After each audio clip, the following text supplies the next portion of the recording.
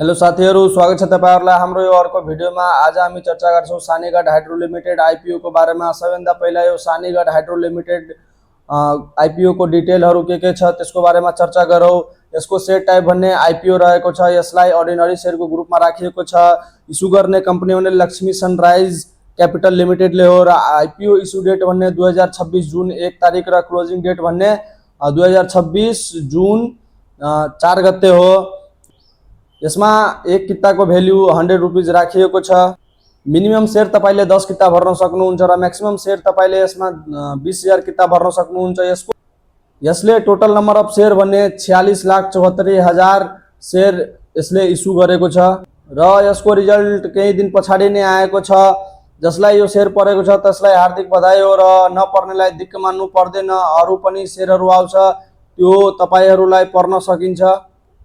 कुरा गरौँ यसको लिस्टिङ प्राइस र लिस्टिङ डेट को बारेमा।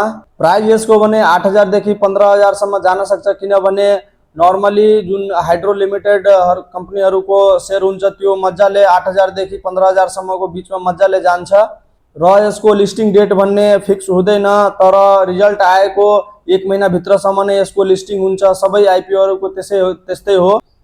जब यो सानीगढ हाइड्रो लिमिटेड को शेयर लिस्ट हुन्छ त्यो बेला म तपाईहरुको लागि एउटा डेडिकेटेड भिडियो बनाएर लिएर आउँछु।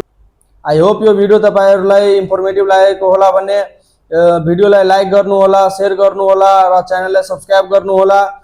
र तपाईहरुलाई केही जानकारी चाहियो भने यो हामीले बनाउने कन्टेन्टहरु मध्ये तपाई कमेन्ट गर्न सक्नुहुन्छ तल। हामी त्यस टपिकको बारेमा एउटा डेडिकेटेड भिडियो बनाएर तपाईहरुलाई प्रस्तुत गर्छु। भेट्ने अब अर्को भिडियोमा, तबसम्मको लागि बाइ बाइ।